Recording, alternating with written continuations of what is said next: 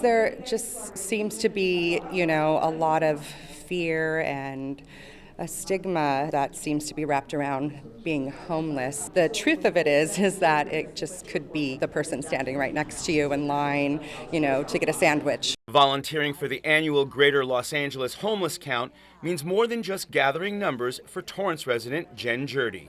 I hope that, we can help get the resources that they need to them, whether it's, mental health services or addiction services or, helping with jobs or temporary housing. For years, volunteers created a strong backbone for the city's efforts to accurately assess its needs.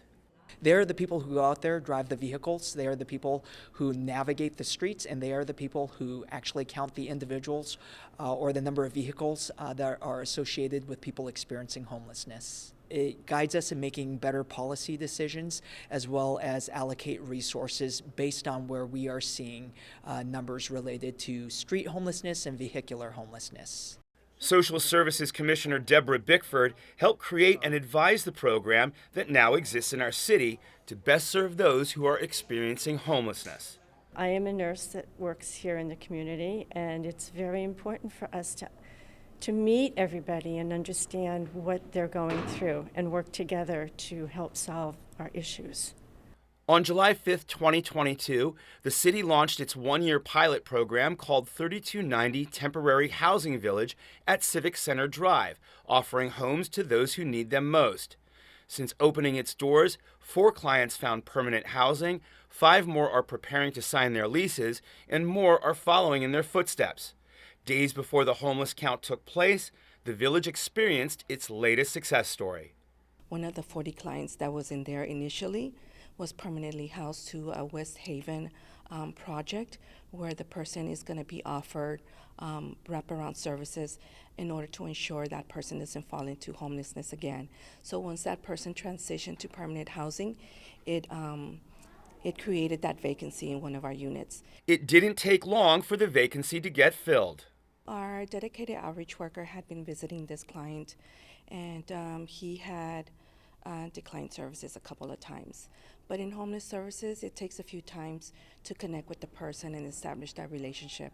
And it wasn't until a few days ago that our dedicated outreach worker visited the person again, and he finally accepted services.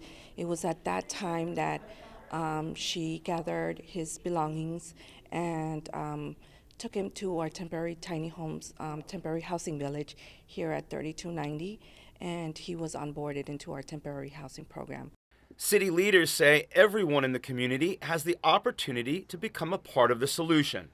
Whether it's contributing toiletries to the Social Services Commission annual toiletry drive or donating school supplies to the efforts that the school district and the Social Services Commission does to something like Homeless Count. What's important for the community to know is contacting us when they see somebody experiencing homelessness is the best option. We realize the community has a big heart, and they like doing that when they see somebody struggling in the streets by giving them a meal, a hot meal, or even money. That's only a temporary patch, and what we really want them to accept is that full service that's going to lead them to the full-time housing. To learn more about the city's homeless services, visit torranceca.gov/homeless. I'm Kirk Lyons for Torrance City Cable.